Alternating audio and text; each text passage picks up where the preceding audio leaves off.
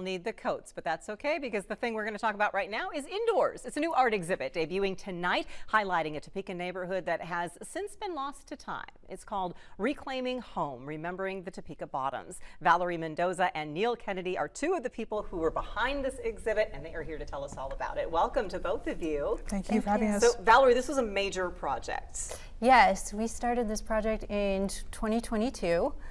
Our lead artist, Maria Velasco from KU, had read a book written by a former resident of the Bottoms, and she was fascinated with the story because nobody knows really anymore that that What neighborhood is the Bottoms? What was it? Yeah, so this neighborhood was kind of where the Ramada Inn and Hallmarks now sits.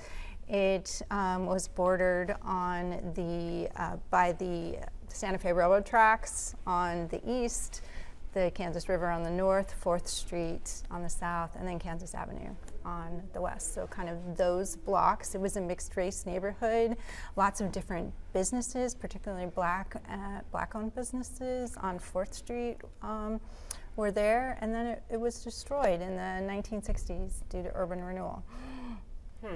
So you wanted to tell this story. How did you come on into the project, Neil, and what did you do? Yeah, I'm actually a descendant of the Bottoms. My grandfather was born there in 1926, and so I've met Valerie before and some of the other people. I'm just graduated from KU with my PhD in American Studies last year. I'm now a visiting assistant professor there, and so I've been involved with KU and with the Bottoms. But at the reunion in 2022, which my family is active in, I ran into all of them, and they're like, "Oh, Neil, you would be a perfect addition to this." So I'm both part, family, part academia, my job, kind of coming together here. And so we got some video earlier this week as you were setting up the exhibit. So describe what we'll see in the art exhibit portion of this.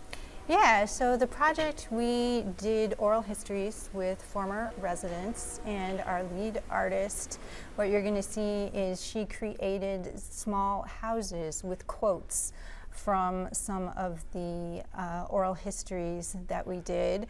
We also did a community mapping project, and so we had former residents come in and just mark where they lived, the stores and places that they remembered. Most of these people were children when they had lived there, and we also have photos of all of our storytellers, and you can snap the QR code and hear part of their story. So that's the art exhibit. Neil, what does the documentary add to this? What is that about? Yeah, so the documentary takes all of the oral histories we did, which was over 30, between people who are from the Bottoms, their descendants, and also local experts and politicians, to kind of get the whole story of the Bottoms, from how it felt to live there, kind of the sounds and smells and memories, and also the kind of political impact of what urban renewal really meant and how it operated, and the aftermath of that as well. And was this separate from the '66 tornado? Yes. Okay, so had the neighborhood gone away even before the tornado hit? Correct. Oh, goodness. So it wasn't like the tornado hit and they just decided we're not going to rebuild it. It was before even the tornado. Okay. And also, the 1951 flood, people rebuilt.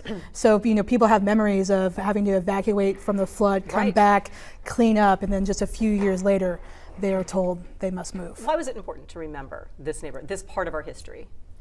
Yeah, I think it's important because it's something that not very many people remember. So just recovering all of these stories is really important. But again, there were lots of businesses, particularly black-owned businesses. 4th Street was really important to the black community here in Topeka, and we want to make sure that all of these stories are remembered. Yeah. Absolutely. Well, I'll tell you what, you can meet with all of these folks and see the exhibit. The premiere of the exhibit, the art exhibit opening is from 5:30 to 8:30 tonight at Arts Connect in Noto, 909 North Kansas Avenue. So it's part of the First Friday Art Walk activities. A youth exhibit's opening there tonight as well. So a lot to do. And then the documentary premiere is tomorrow afternoon, 2:30 at the Brown versus Ford National Historic Park at 1515 Southeast Monroe. Fascinating history, ladies. Thank you so much for sharing and bringing it back to life for us. Appreciate that. Thank you so much. Thank you. Washburn is kicking up the excitement for football. Find out how you can join the fun next.